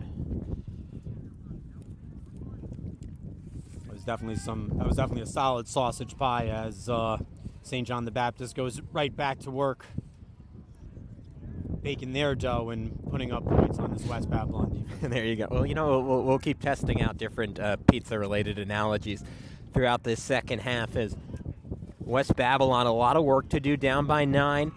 Has to start with a stop here. The most pressing issue on the St. John the Baptist roster right now is depth, and it's one that'll come into play in the second half. You got to imagine to try and combat that. Matt Schomburg, I mean, he's going to tell them to slow things up a little bit offensively. And look, it's a fine balance, right? You don't want to stop scoring. You don't want to stop taking quality shots, but they're going to want to hold on to this ball a bit. Still got some time left in this game, a full second half. We saw Coach Schomburg go a little bit deep into his bench to close out the second quarter. West Babylon defense started to exploit that, and here we see the Cougars go right back to work. Great backup by Lindbergh there, and another solid stop by Oviati. Again, we talk a lot about Sean Ciccone and the value that he brings coaching these goaltenders here at West Babylon. Yeah, Nazaro had a real rough start, but this sophomore goalie is not having a bad day and is getting some good experience. And Henry Bogash nearly had the recovery for St. John the Baptist, couldn't get to it, and a bat up the field for West Babylon, so they'll have a chance to reset their offense. Good work that time for the long stick, Sean Russell. Yep. Good job by Luke Barrera to pick that up off the goose. Russell's been having issues getting clean ground balls today. Thomas Borowski with the ball, the leading scorer on the season for West Babylon. We saw him finally notch a goal in the closing seconds of that first half. The bouncer with under 30 seconds to go and a quick shot, and again, a nice stop from Will Shaw. Will Shaw having a fantastic game, making saves from the outside as well as from within the zone. Again, a lot of the goals that he's given up, I would say 3 of the 4 goals he's given up has been from the outside. And he's done a decent job of making the best of the clearing situation, where I think St. John's is at a little bit of a disadvantage as West Babylon's able to ride this one down in their own end. Yeah, St. John the Baptist trying to go a little too quick there. James Quinn had it, lost it, recovered, and pushed up the field by Brandon Lee. Good job by C.J. Apuzza with the long stick to bring that one up.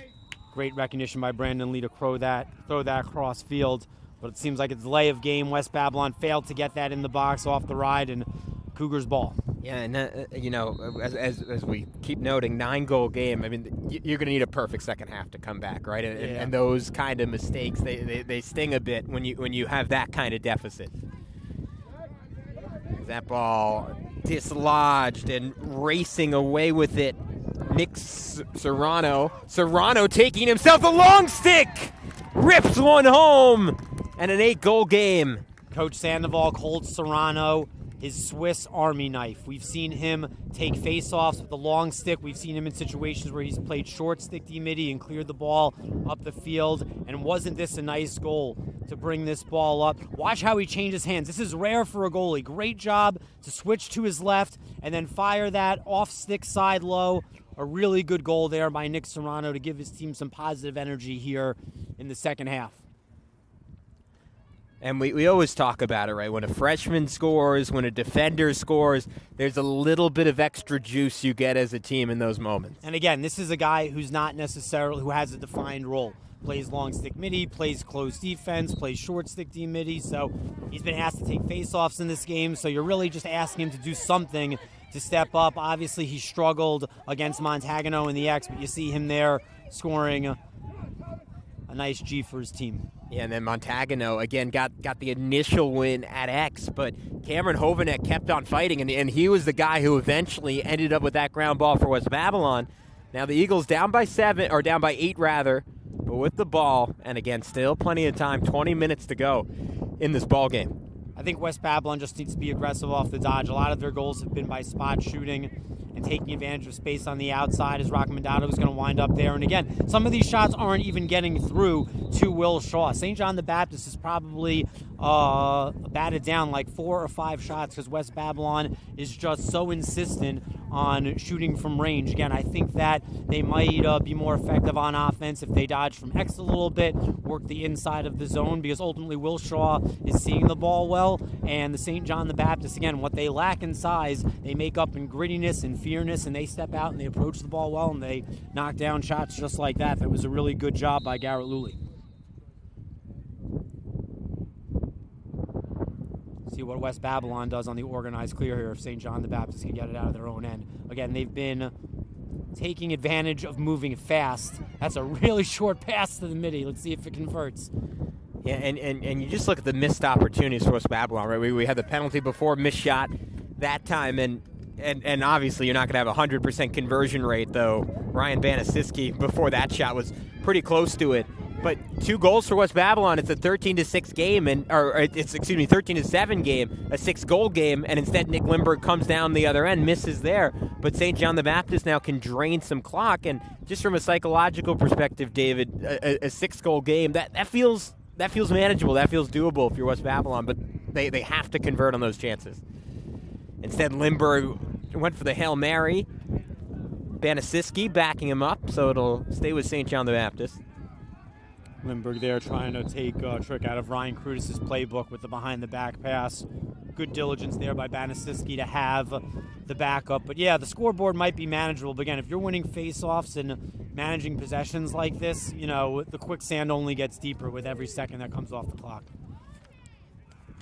You expect St. John the Baptist, as the second half goes along, maybe to go a little bit deeper into the bench now. In for them, Shane McCauley, who played well, had a goal in that first half.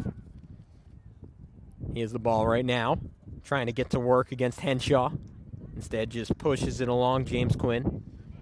Same couple of guys for St. John the Baptist. Again, even when they're up by a lot, they don't go super deep.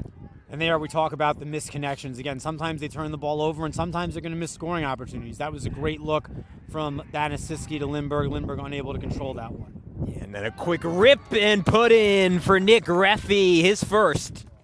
Second of the season, the sophomore from Shirley, Long Island, considered potential Division II prospect down the road, has the lead back up to 9. And again, St. John the Baptist, sometimes when they have these signs of a turnover, they do a good job of recovering. And Nick Reffy, the benefactor of that situation, getting 14 on the board for the Cougars. And now you see Cameron Hovanek just begrudgingly go back into that face-off circle. You see what Jack Montagano is able to do. Again, Montagano did not have a good exit strategy, and what a win by Hovanek. Oh, but unable to convert, getting it to the attack. Let's see what happens. 50-50 ball. Had 2 in a row, and the ball took a abnormal bounce. But what fight from Jack Kiernan to get it, and right as I sing his praises, it bounces right back. Antosh Borowski leaves it off, and the point-blank shot from Brandon Lee, no good. Will Shaw gambled, came out of the cage, and did just enough to alter that look from Lee. Oh, man, you really needed that one if you were West Babylon. I think this is a smart timeout here by St. John the Baptist as they were feeling pressure in the ride. But, yeah, you really need that goal for West Babylon. You win the face-off. You have Montagano on the ropes. You're able to win the ground ball battle. It results in a perfect 2-on-1. You throw the pass cross crease. Will Shaw was able to see it right away, and a really great save by the Cougars goalkeeper. It's been the story of the second half for West Babylon, right? I mean, so far in half number 2, it's been 2-2, but I feel like West Babylon, if anything, has gotten the better of the play. That face-off matchup that was so overwhelming in the first half, now pretty even, is Cameron Hovanek showing some fight. That's 2 in a row West Babylon's got, but they just haven't been able to convert off of them. Yeah, I mean, again, you have the face-off win. You're able to win a 50-50 ground ball. Again, that took some time off of the clock, but yeah, just unable to convert on the doorstep. Really great to see Hovanek showing some fight against Montagano here in the second half, but they've had a little bit of luck. Again, they're having some better performance in the goal, which, you know, can show some optimism for the long term as the sophomore gets experience. Again, just goes to show the wealth of knowledge that Sean Ciccone has brought to this program and to this defensive unit. But yeah, West Babylon, again, having some better results at the stripe, but just not converting. And again, in situations where they've tried to win the ball back by being aggressive on the ride, it just hasn't paid off dividends. But here it does. Roccomandato, quick fake, nice dodge, what a shot! That top quadrant of the cage, right under the crossbar for Roccomandato. Again, in my situation, I think St. John Baptist has gotten lucky in a few situations where they were risky on the ride, but were able to possess or not leave themselves vulnerable. But it is a weak point for them, and Coach Schomburg told us that. And again, if you're Coach Sandoval, nothing better to see your best player and your senior leader make a big play like that, force a quick turnover, and take it right to the rack. He didn't score his first goal of the game until later on, and now he has his second when he was really quiet And, now we're back within 8. Hovanek able to again get the initial clip on the ball. And West Babylon will have possession. Down by 8.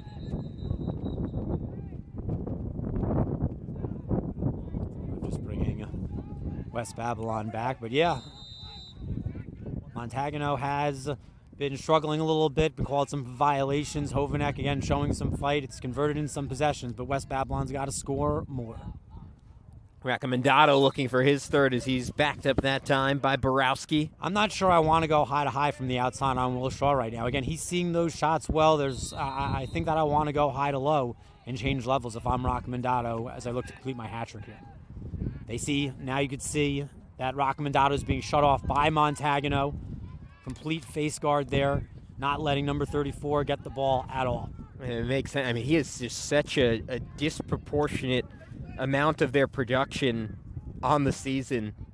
There's obviously an emphasis coming in as Shaw skies high to scoop that ball up. And when you slow down Recomendato, there hasn't been that obvious second guy to step up for West Babylon. I mean, that's just not good offensive coaching by West Babylon. When you have your best player shut off, you need to set an off-ball pick for him and get him open. So for them just to continue to work it around the outside and get a weak shot like that, that's really not good offensive strategy for the Eagles. If they're going to continue to try to lock off on 34, again, it's important that somebody on West Babylon, maybe even 2 players, get an off-ball pick on Montagano to get 34 open. Otherwise, he's useless. Quick dodge from Refi, getting his hands free, and the ball to the back of the cage is Ryan Banasiski. Goal number 6. He has equaled West Babylon's total by himself. Banasiski, again, a versatile scorer, can do it multiple ways with his left hand. Refi getting more involved, scored his first goal of the game earlier. Now you're able to see the way he's able to move off the dodge and create offensive opportunities. 15-6 Cougars.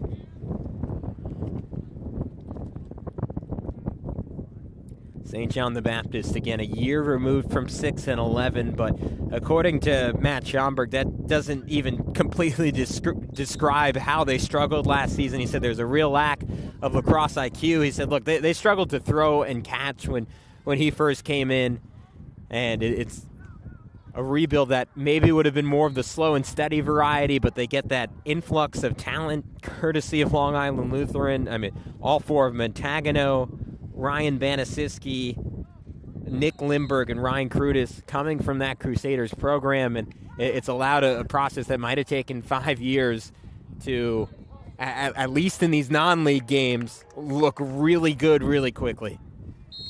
And the only question is from here, you have to continue to recruit. I don't know how many of these guys have younger brothers, but that could bode well for Coach Schomburg. But you just have to keep the influx of talent coming in to St. John the Baptist. It's very, very competitive within the Catholic League. Chaminade, St. Anthony's, Holy Trinity. And again, St. John the Baptist is very impressive, but even with their star players, I could see how they would struggle against a St. Anthony's or a Chaminade. Again, they make those little mistakes that a top program is just going to take advantage of and pretty much ram back down your throat. Yeah, and last season, like it was ugly when they played those two teams, like 22-2, I believe, against Chaminade, similar against St. Anthony's, and there's more talent, but I don't know. Obviously, you're talking about 2 of the top 10 programs in the country or so that is another level, but hard to stand up against, right? No but and the difference is that when you have a big blowout game like that, when St. Anthony's and Chaminade goes deep in their bench, they're capable players. You know, some of these guys for St. John the Baptist, as we saw at the end of the first half, some of those younger freshmen and sophomores who have talent and upside from the beginning. But again, when Chaminade and St. Anthony's, when they have 11-goal separation on their opponent and they go deep into their bench, most of those guys are juniors and seniors. And again, the concern this year, if you're St. John the Baptist, is those 4 guys we mentioned, they won't be playing in those games this season. Not this year. The good news is next year, all 4 of those guys are juniors. They'll be playing in every game next season. As that pass just sailed, I'm not sure what Antosh Borowski was trying to do there. I think he was just looking for Recomendato and overcooked the pass. Over and back haul, St. John the Baptist up. Long pole picked it up there. Good job for the Cougars to stay on side and resettle things. James Quinn on the scoop that time, or excuse me, it might have been Max Bowers there. And if you're St. John the Baptist, this is probably the point in time where you want to slow things down. You have a 9-goal lead, 2 minutes left in the third quarter. There's just no reason to rush things or push the agenda. You want to use the rest of this game to get some guys off the bench, develop, keep guys healthy. Again, I think that there are some other options, but I'm not sure if I want Montagano taking every single face-off for the rest of this game. I'm not sure I want him to get injured when you have a surefire victory. But, again, this would be a good time for St. John the Baptist to slow things down because the faster they move, more likely that a player is going to get injured, more likely that West Babylon can take advantage of a turnover, and you just want to kind of like ride this one to the finish line smoothly if you're Coach Schomburg.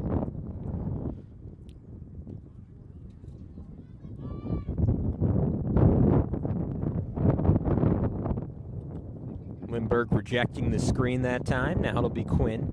And another factor for the Cougars is you want to build some confidence, right, in the non-Lehigh guys who will be your only options in those league games. And this is brilliant. This is a preview of what St. John the Baptist is going to be a season from now. But you only have those 4 guys for at most half the year.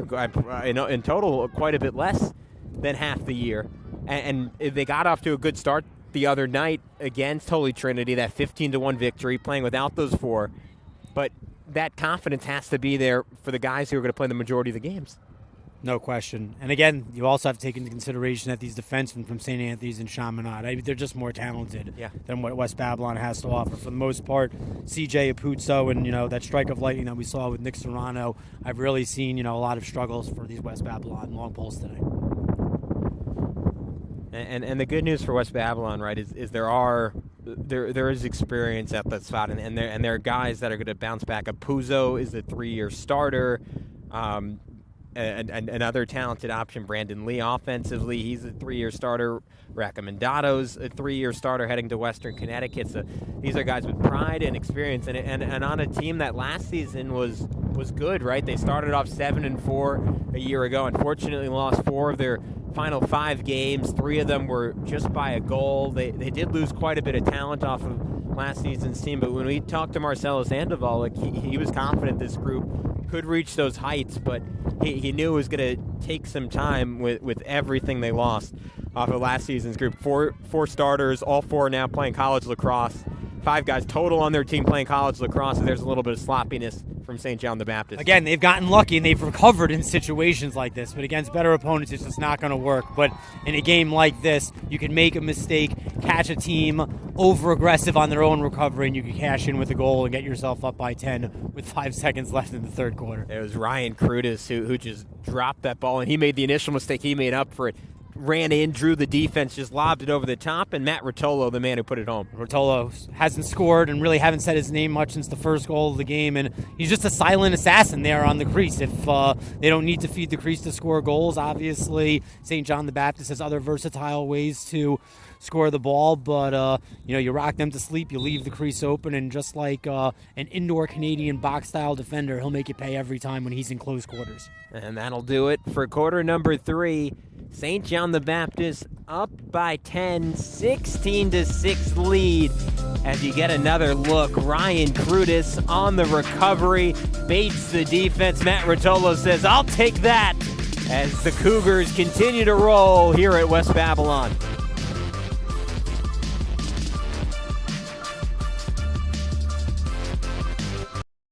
You're watching the Varsity Media Sports Network, the home for New York high school sports.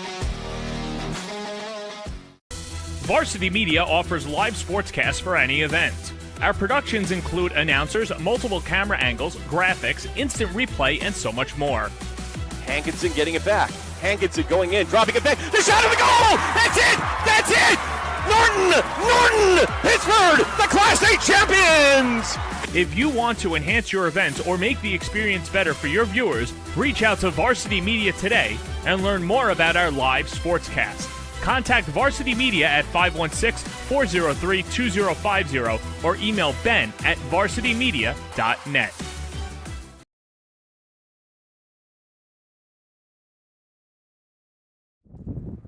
Look inside the St. John the Baptist huddle, coached by Matt Schomburg, who was quite the talented player back in his day. Absolutely. Again, played for the Australian national team. His efforts there in the World Games way back when, got himself recruited to Adelphi University with Gordon Purdy, now the head coach of the Panthers. Again, a real sage when it comes to the art of the face-off specialty, winning the clamp, staying strong, developing versatile exit strategies that we've ultimately seen from Jack Montagano over the course of this game in spades, and again, really turning around this Cougars lacrosse program. Yeah, and quite the story, right? Because he started at Adelphi in 1994, didn't graduate until 2004, went home for 7 years, had an illness in the family, back to Australia, was an All-American in 1995, and then an All-American again in 2003.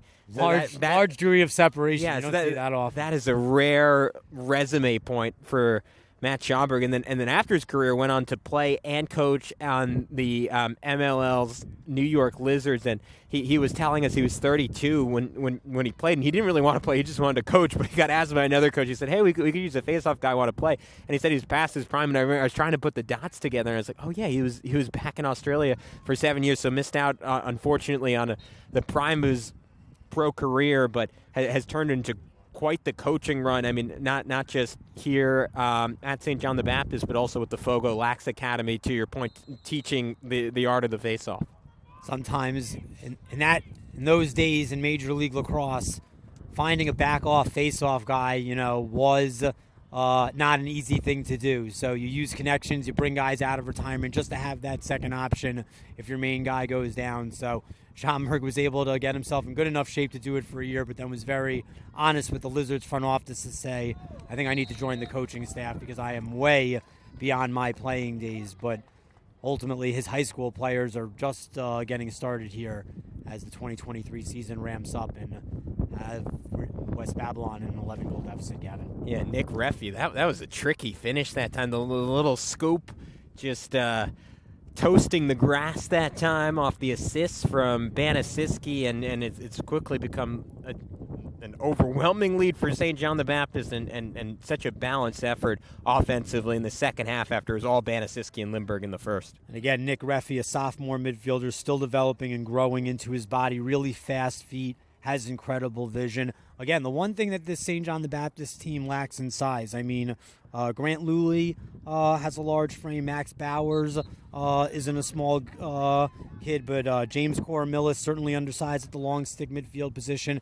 And as Coach told us, a lot of these guys are still growing into their bodies. Maxwell Bowers specifically as a sophomore. Again, he's the football team's quarterback, again, still getting strong in the weight room, and he has a lot of athletic upside as he continues his career. Thomas Raccomandato trying to go quick, do it himself, wide of the cage. Antosh Borowski backing him up as Marcelo Sandoval continues to just try different options at that face-off X. That time it was Arthur Murviark that time playing his hand and unable to beat Jack Montagano on the other end of it. And to the point, my biggest disappointment with West Babylon is I don't think that they've exploited the lack of size and physicality in the St. John the Baptist defense. Between Borowski and Raccomandato, I think these guys should be forcing the issue more, and opposed to shooting from the outside, dodging, getting more involved in the inside of the zone. I think that playing the perimeter against a smaller, scrappier team like this just is not a winning strategy. I mean, you just look at it on the field, right? Antosh Borowski, I mean, he just had a matchup where it looks like he has about 5 inches and 50 pounds on his defender, and he's shooting from out there. Yeah, well, I mean, that's exactly, you really took the words right out of my mouth. I mean, Garrett Luley is the biggest defenseman on the St. John the Baptist team, but Borowski is honestly close to twice his size, or at least bodies up that way. He should be dodging in from GLE and forcing the issue. Again, as hard as a shot as he has, like putting him on the perimeter just does not take advantages of the weakness that St. John the Baptist is showing you. Yeah, it's Pat Sullivan guarding him right now, and you see, yeah, I mean, it's kind of crazy to see. Borowski's neck starts with where the helmet ends for Sullivan, and he's not getting inside. And Sullivan has a nice recovery there.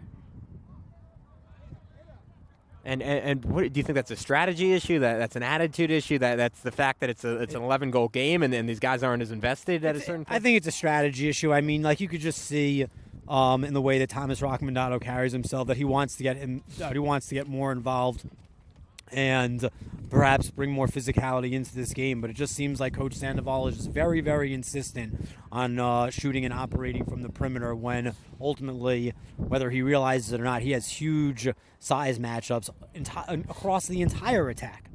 Right, and what how are you trying to approach that offensively when another team runs a zone like St. John the Baptist? Like, how do you attack it to get those shots inside? Well, to that point, again, it is hard to dodge against the zone defense. But that's why you ultimately sometimes have to pick off ball again.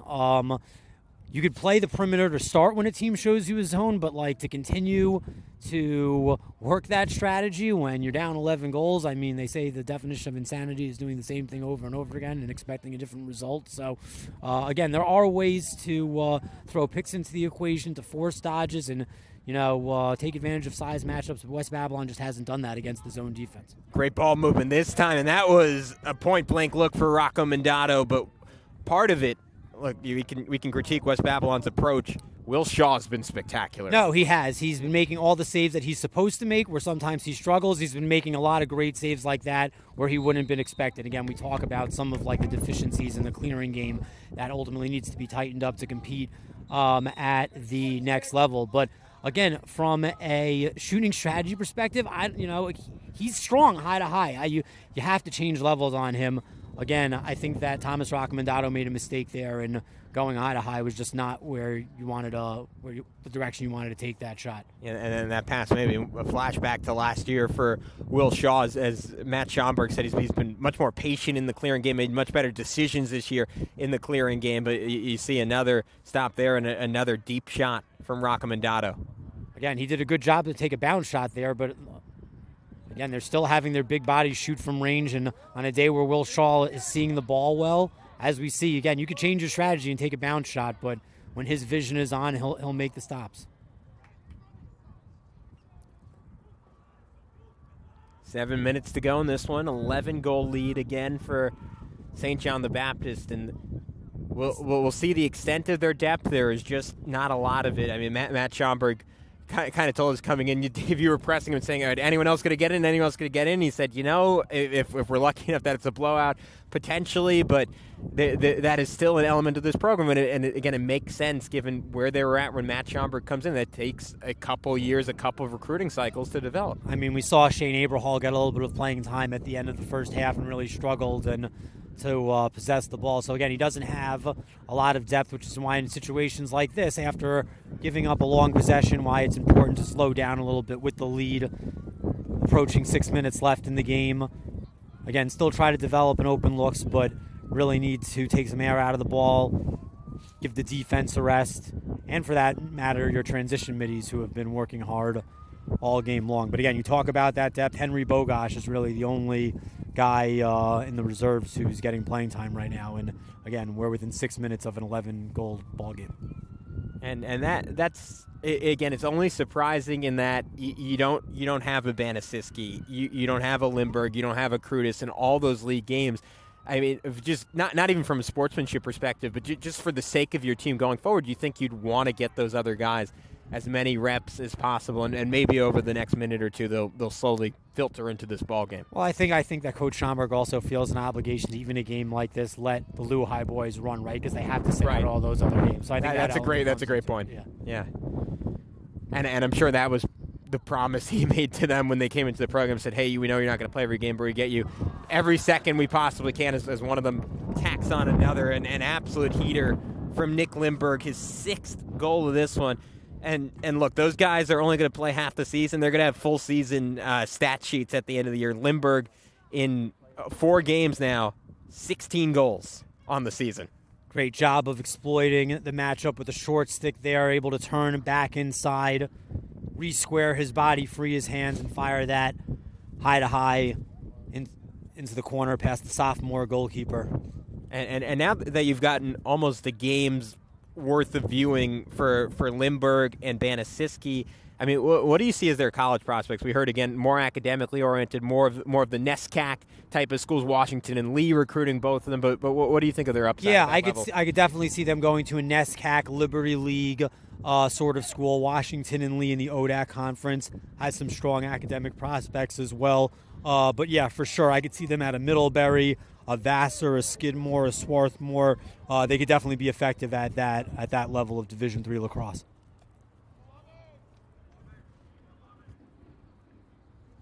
And now some of that depth coming on for St. John the Baptist. Connor Roscott, who, I mean, he had an excellent effort last time out against Holy Trinity. 4 goals, 1 assist. Hadn't, again, gotten a whole lot of run earlier this season, but he's one of those guys, number 11 with the ball right now, that you would expect to step up as the officials throw a flag here. So it's going to be a delayed penalty against West Babylon. Yeah, so that'll be a good opportunity for the sophomore to see a man-up opportunity. He comes out of Bayshore. And again, this is a perfect opportunity where you don't need to rush things. There's no rush to get to this man-up opportunity per se. And they take a quick shot. Roscott running it back. And if you're looking for a master plan for Matt Schomburg, here's the upside of what's going to happen this year. As we noted, next year, all 4 of those juniors come back.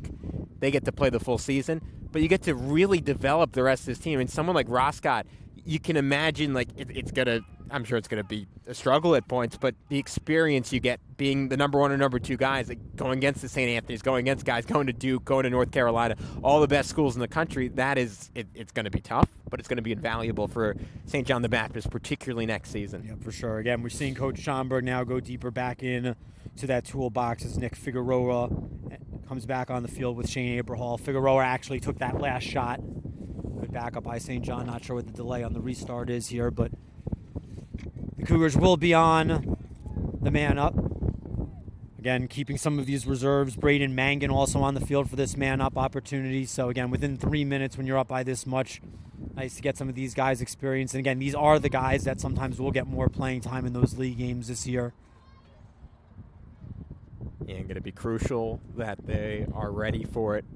And Dave, before we wrap up here, let's talk West Babylon one final time. I mean, yeah, again, we noted earlier you played at Jericho in high school. I mean, what was the approach you guys took back then when you came off a loss like this to kind of quickly scrub it from your memory and improve? You know, it's hard. I can't really remember a game in my varsity career when we went into like an evenly matched game or a game where we felt we might have been a 1 or a 2 goal favorite where we lost by this margin. Usually when we lost like this, it was to some of those Class A powerhouse teams where we knew we were outnumbered. But at any rate, when you're in a lopsided victory like this, it's all about regrouping, having a short memory, and correcting as many little mistakes as possible. That will serve you well in your next game and when you see yourself in other scenarios later on in the year. But, I mean, to be honest, looking back on my high school career, I never went into a game like this where my team lost so bad. Yeah, I didn't mean to imply such, Dave. I'm thankful that I was never in that position for what it was worth. But, again, I've definitely been on my share of lopsided losses before, and you have to find a way to regroup and learn from it and get positives out of it for the rest of the year. Connor Roscott moving off the turnover, and it's kind of cool to get an opportunity to see as there's a nice turnover forced that time by C.J. Apuzzo. For St. John the Baptist, this is exactly what Matt Schomburg was talking about as 2 different teams. I mean, you see the electricity with the starting group, and then this group comes in and is a little bit more meticulous, and obviously they didn't get a goal 2 possessions back, but able to run their offense cleanly, play a slower game, and Matt Schomburg is a firm believer that, hey, even with those backup guys in there, if they execute, they can still win offensively, and emphasize what they like to do in that scheme in terms of spacing, in terms of off-ball picks, and just, I guess, getting openings via execution instead of via raw talent. Yeah, I mean, because they understand the system and they're able to see what these guys are doing. Again, I think that Banisiski and Lindbergh are very rare talents. And honestly, if I'm a college coach, I'm trying to recruit them as a pair, especially if they have similar grades, because they're such similar players from opposite ends. It's like having dueling dragons attacking you from both sides of the field. I mean, it could really potent up an offense. One final shot for West Babylon, put on by Zach Scott, a junior attacker that time, and that'll do it. A St. John the Baptist program that is on the rise. Maybe a program-defining win, 18-6 over West Babylon. Again, expectations were higher this year. for the Cougars. I'm not sure if anyone expected this, Dave Franklin. No, definitely not. A huge surprise. I thought that there were ultimately different holes in each team's bodies of armor that each team could ultimately exploit. I knew that St. John the Baptist was going to be strong at the face-off X. I thought that West Babylon was going to be a little bit more aggressive on the defensive side of the ball. Again, a passive strategy, working the perimeter for West Babylon did not play into their favor today, and it seemed like really pretty much everything was clicking for St. John the Baptist, even to the extent when they made small mistakes turning it over on the offensive end, they were able to repossess and even sometimes turn those into goals. Absolutely, and for West Babylon, look, they're going to have to rebound from this now, just 1-3 on the season, but there's still talent here for the Eagles, right? And this is a program that last season they got about as close as they've gotten to making the playoffs in the last decade.